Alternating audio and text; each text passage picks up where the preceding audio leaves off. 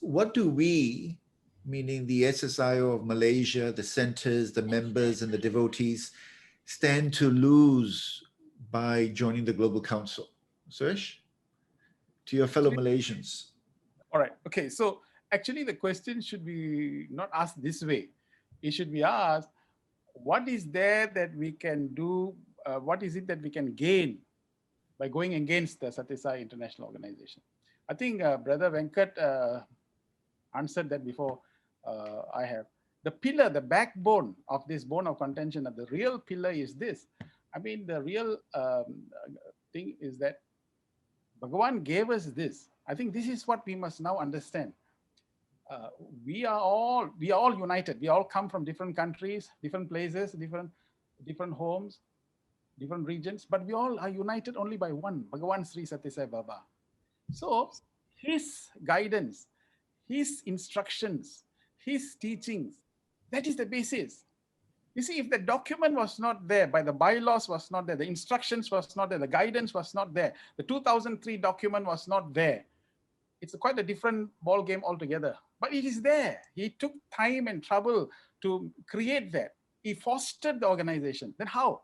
So when we say we don't join this, then we are actually going against the very injunction and the very instruction of Bhagavan. Then what else is Guru Purnima? The fact is, we are supposed to worship the teacher, worship the Guru, but we are not worshiping his words. So it seems to be paradoxical. It seems to be contradictory. And really, the whole essence of this is to follow, isn't it? You are supposed to follow. So really, in essence, is you can have many benefits, but the real benefit is that implicitly to obey the teacher's words. And by obeying the teacher's words, what can we accumulate? We can accumulate grace. And that is what you and I are looking for.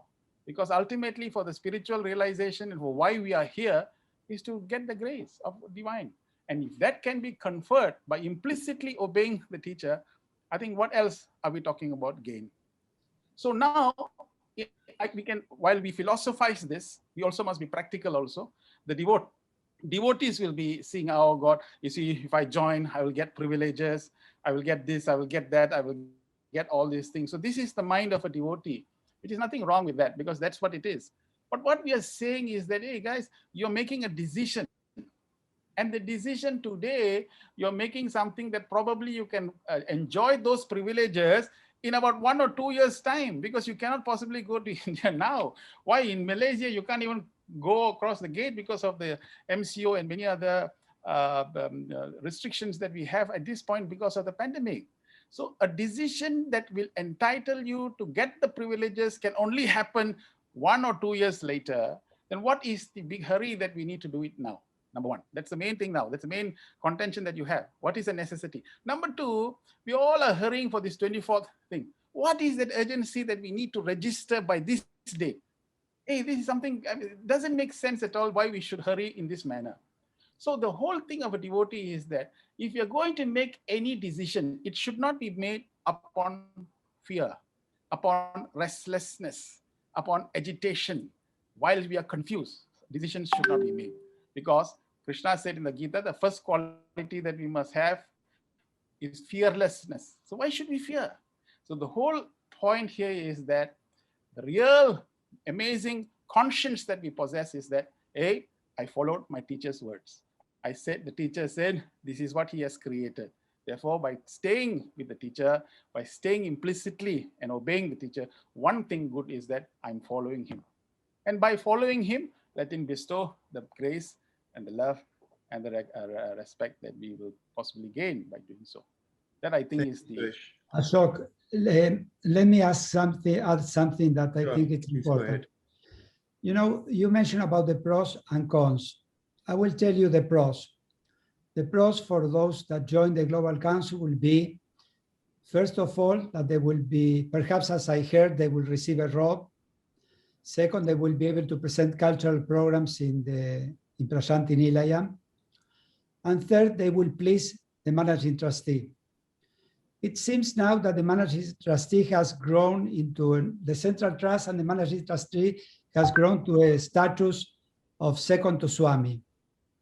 Now when he goes into the veranda, everybody has to stand up when Swami came into the veranda, no one stood up. We just folded our palms to Swami. So I don't know how he has grown spiritually so much to receive the adoration of so many people.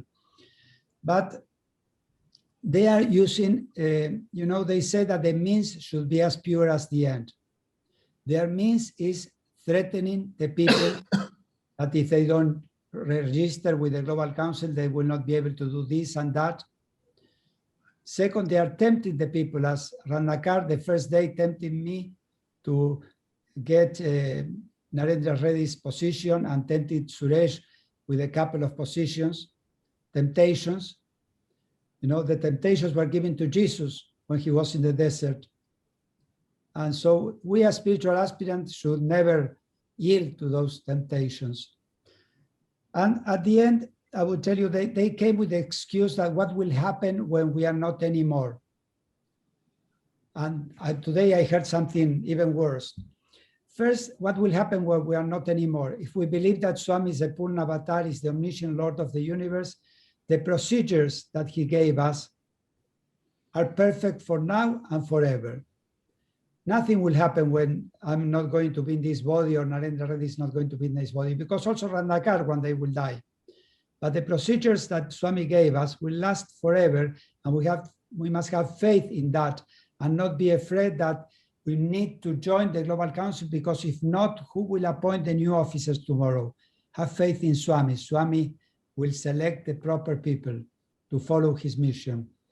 Second, they say that we must join because if not, for 50, 60 years, the international organization has worked so well and is still working so well. We must trust Swami. I heard this morning that one of the reasons that the managing trustee was saying about the announcement of Swami in 2006 about the World Foundation was that his health was not good. I cannot believe those words. I cannot believe that he thinks that Swami was not in his good health when he formed the Global Council, the World Foundation, or the Prashanti Council. Swami was, is, and will always be perfect. He will always remain to be omniscient, omnipresent, and omnipotent. We must have faith in him and don't believe that anything that he has done was wrong. So please, brothers and sisters, I will tell you the con and the pros. You have to choose between pleasing Ratnakar or pleasing Swami. This is an eternal choice that the human beings and the spiritual aspirants have to face. They face it in the Krishna time when they have to choose between the Kauravas and the Pandavas. Jesus faced it in the desert, and we are facing it now. Each one of you have to make a choice. If you are going to follow what Swami told you, or if you are going to please Ratnakar.